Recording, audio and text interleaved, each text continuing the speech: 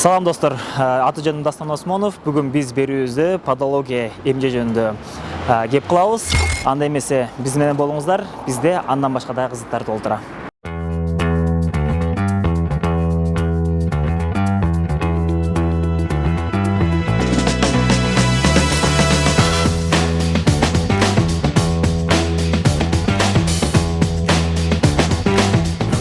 Саламатсызбы? Кандайсыз? Чаттыңыз жаман болду, алмаштырасыз эми. Кандайсыз? Ничего, жакшы, өзүңүз кандайсыз? Жакшы тынчылык. Шүгүр, ойдогудай. Эч ким жокпу? Эми азыр клиенттер болот, биз пока эч кимди алып элекпиз, записка элекпиз. Жакшы. Сиздин ушул подология центри боюнча бир таанышайын деп келдим эле. Ушу ишканаңыз боюнча мага бир айтып бериңизчи. Мен экскурсия болчу ишканаңыз боюнча. Хорошо. Подология бул негизи башынан баштаганда подо бул бут, под греческий сөздөн, анан лего сүйлөө, то есть учение о ногах болуп которулат. Мен деген подологиядан бул мастер педикюра менен хирургдун ортосунда турган киши. Мисалы, этине тырмак этке батып өсүп кеткенде подологдун колунан келет ошол иш. Демек мага дейсизби? Демек мага келесиз. Анан хирургиядан мисалы сиз барсаңыз, эми сизби же башка клиент болобу барса, тырмакты полностью алат, либо боковой резекция жасайт. Биз ага жеткизбей оңоно мүмкүнчүлүгүбүз бар. Биз бул подологический центрда деген не только тырмак этке батып кеткенде эмес, анихомикозду да лечение кылабыз, параллельно дерматологдор менен кошо иштешебиз, бородавки, сөөлдөрдү жана буттун тапанын жарылып кеткендерин да биз карайбыз. Ушундай проблема иштейбиз, максимально биз наркоз мененби? Жок, наркоз бергенге биз сайганга акыбыз жок, бирок майстар бар, специальный обезболивающие. Этот отдел у нас полностью стерилизационный отдел, автоклав. Бул жерде биз подологический ошондо тазалоочу, э? Да, тазалап. Сизге бир клиент алып келбейинби азыр? Мен каршы эмесмин, азыр киши алып келсеңиз, анда не проблема болбосун, ошол проблеманы чечип силерге көрсөтөбүз. Болду, келиштик. Азыр эжекебиздин атынан сонун бир белек болду биздин көрүүчүлөрүбүзгө. Акысыз эжегебиз консультация берет, же болбосо ошол инсандын бутун дарылап берет. Бир суроо берейинчи. Подология эмне экенин билесизби? Патология? Подология. Подология эмне экенин билесизби? Патология? Подология. Билбейт ким? Подология эмне экенин билесизби? Жоқ, билбейт. Жок. Что такое подология? Я 5 класс еще не знаю. Подология эмне экенин билесизби? Патология бул тырмакка байланыштуу. Тырмакка байланыштуу, азаматсыз. Бизде сонун бир акция болуп атат десеңиз. Биз ушундай подология менен жабыркаган инсандарга, мисалы үчүн ушул суроону туура тапкандар үчүн акысыз подологиядан консультация алганга же болбосо дарыланганга сонун бир сертификаттарды берип атабыз. Кеттикпи? Атыңыз? Азат. Мен атым Дастан, кеттик анда. Эмен Азаттын азыр тырмактарын жасайбыз, кеттик. Бул жак Азат. Гүлзат эже. Гүлзатчы, Азаттын сол бутунда ушундай тырмагы туура эмес өскөн проблемасы бар экен. Мүмкүн болсо ошону бир сыйра көрүп, карап, анализ жүргүзүп, эмне кылыш керек экенин айтып бересиз, же ошондой нерселер жасап бересиз, э? Хорошо, жүрүңүз.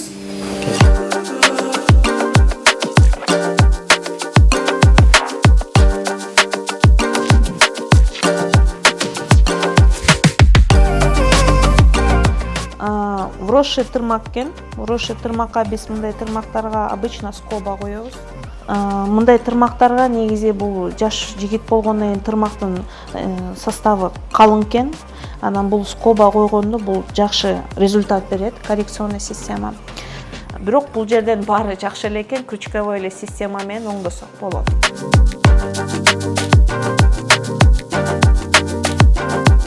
Ар бир клиент ар кандай болот. Негизи эркек кишилер көбүнчөсү уялат. 70% моих клиентов эркек кишилер, поэтому спокойно можно обратиться в случае, если будут проблемы. Именно бул ногтевой сервиске, индустрияга келгениме негизи 4,5 жыл болду. Бирок именно подологияга иштеп баштаганыма 3 жыл болду. 3 жылдын ичинде чоң жетишкендикке жетиштик. Повышение квалификации, Россиядан повышение квалификации, Алматыдан жана жакшы мен деген последний оборудованияларды алдык Ош шаарына специально биздин клиенттер үчүн. Канча жүрөт бул белгисиз, потому что это у всех по-разному, организмне зависит этет. Кээ бирөөлөр 4 ай жүрөт, кээ бирөөлөр 5 ай жүрөт. Азат, жактыбы результат өзүңө? Жакты.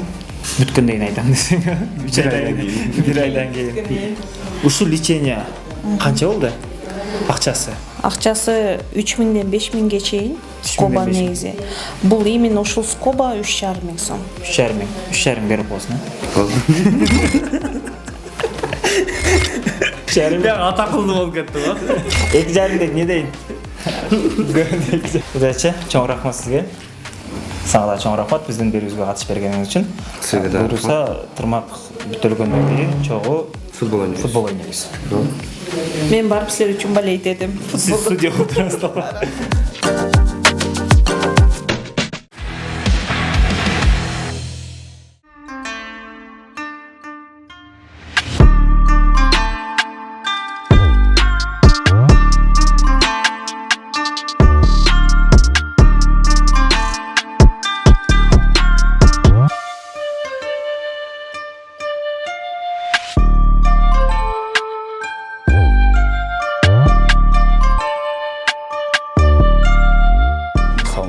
Келиңиздер. Кандайсызбы? Саламатсызбы? Куш келдик сиздин рестораныңызга. Куш келдиңер. Негизи ресторан менен тааныша алып келдик эле. Хорошо. Эмне өзгөчөлүк болду? Билишибиз боюнча көчүп кеттиңиздер. Мурунку эски ачкаңыздар. Да. Биз өзү Ош шаарында эң биринчи суши барбыз. Эң биринчи болуп ачылганбыз. Анан биз уже Канча жыл болду ошону? 8 жыл болду. 8. Биз бул жака жаңы эле көчүп келдик. Примерно bir 4-5 ай болду. 4-5 ай болуп калды. Бул жерде анча өзгөрүүлөр бар. Ал жака караганда көптөгөн өзгөрүүлөр кирген. Мисалы, Бул жакта детская комната бар. Бул биринчи этаж. Биз эки этаждан турабыз. Биринчи этаж көбүнчө ошол семейный. Так, бул жакта бизде бар и суши бар болот. роллор ушул жерде жасалат. Роллор ушул жакта жасалат, ооба. Так, Менюлар. менюлар бизде бул жерде кичине эттен жасалган тамактар көбүрөөк кошулду. Аралашты, ооба. Потому что биз семейный ресторанбыз да. Семейный ресторанда баары келет, атасы, апасы, балдары. Ошол именно аталарына биз эттен жасалган тамактарды көбөйтүп койдук. Мурун мүмкүнчүлүк болбойт эле, азыр бизде бар. Бардык шарттарыбыз бар. Экинчи этажда кандай? Экинчи этажда эң сонун жер. Бул экинчи этажда биз көбүнчө ошол японский стилге басым жасаганбыз. Соёрода бир японский ресторан. Настоящий. Бул жакта для любителей работы в компьютере, компьютерде иштегендерге мүмкүнчүлүк башкаларга мешайт этпестен бул жерде өздөрү отуруп алып иштей берсе болот.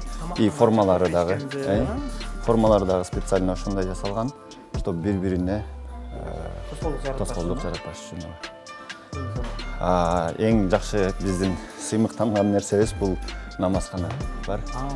Атайын намазкана жасаганбыз японский стилде.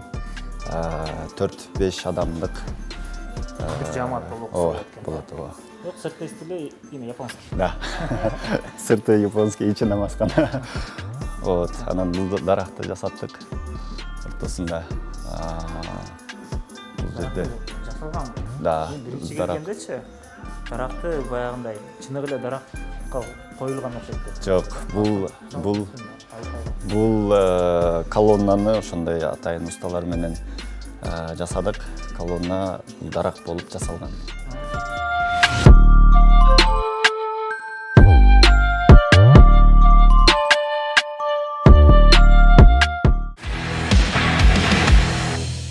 Суши, роллдордун түрлөрү өтө көп. Бизде мисалы жөн эле роллдордун эле түрлөрү бир 70ке жакын айланасында, то есть ашыкча болушу да мүмкүн. Андан сырткары бизде кункандар, традиционный тамактары бар. Вот көпчүлүк менюнун көп пайызы ошол именно японский тамактар түзөт. Андан сырткары биздин Италия тамактары бар. Бул пицца, пасталар. Вот бизде шашлыктар бар. Мангалда, чисто угольда даярдалган, көмүрдө даярдалган шашлыктар бар. Эң эле популярдуу десем болот, Ош шаарында ассорти шашлыктардын ассортиси бар. Чоң доска, 1-4-5 адамга ылайыкталган. Анын ошол ичинде кадимки эле биз көнгөн шашлыктар бар. Колбаска, улитка, вот ошондой эле тооктун шашлыктары аралашкан. Достор, берүүбүздү улантабыз. Мен сиздерге азыр инновация жана лидерлик академиясы тууралуу айтып берем. Алардын бардыгы алдыда.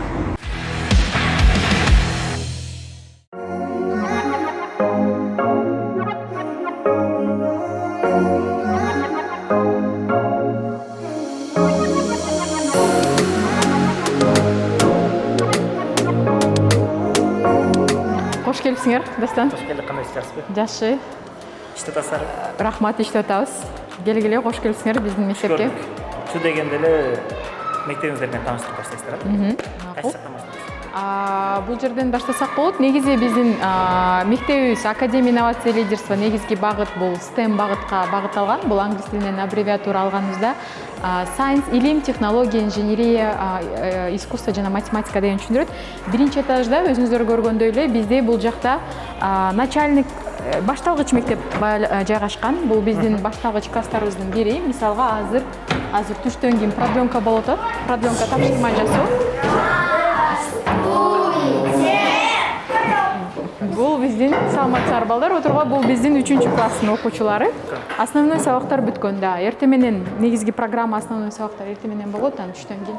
Ошол жалпы биз балдарда ошол мындай көйгөйдү чечүүнү, мындай жаратман болуу, өсүү, ойлонуу деген концепттерди эме кылабыз. То есть балдарга тарбиялендирбестен ошол эле учурда алардын иштениясын өзгөртүү. Ооба, албетте биздин бул коллектив, биздин мугалимдер, бул биздин бренд. То есть ошол бизде бул жерде ар улут, көп улуттуу, то есть мугалимдерибиз бар. Негизги мугалимдерибиз көбү чет жактан да окуп келген. Анан бул жерде азыр мына робототехника makerspace, то есть өтүп атат.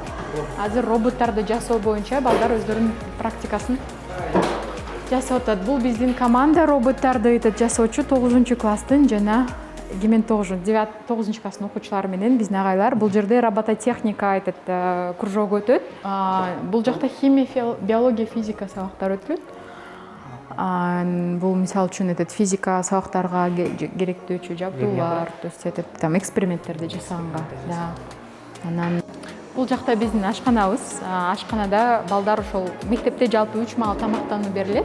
То есть эртең мененки саат 8:30 анан түштөнүү, анан полдник, то есть түштөн кийин саат 3-4дөн кийин, то есть биз бул жакта тамактанышат. Анан жасалгалообузду эме кылыш үчүн мисалы Айтматов, Стив Джобс, биздин жазуучу, анан балдар ушундай бизде чыган жазуучубуздай Айтматовдай чыгышсын, мотивация болсун, билишсин ким Айтматов ким экендигин, анан Стив Джобс, албетте Стив Джобсту көбү дагы тааныш мүмкүн. То есть эми биз ошондой эме кылып жасалган койгонбуз. Балдарды дагы ошондой биз күтөбүз, үмүттөбүз, келечекте ошондой лидерлер болот деп.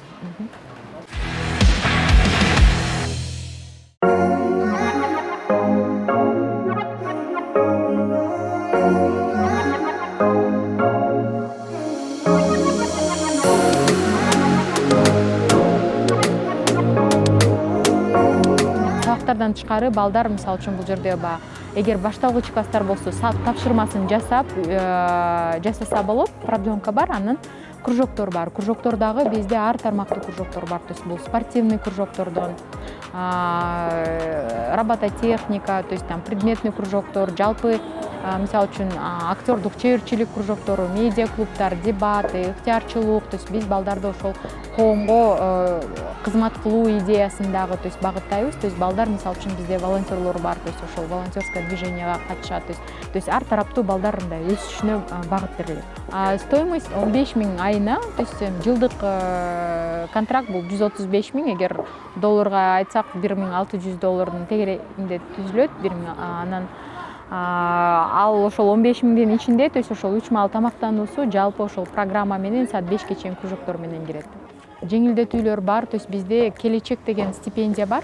То есть ошол 7-класстан быйыл эми 9га чейин атайын балдарга биз жеңилдетүүлөр бергенбиз. То есть 50%дан 100%га чейин ошол конкурстун негизинен, то есть тандалып алынган балдар бар. То есть алар 50%дан 100%га чейин бекер окушат.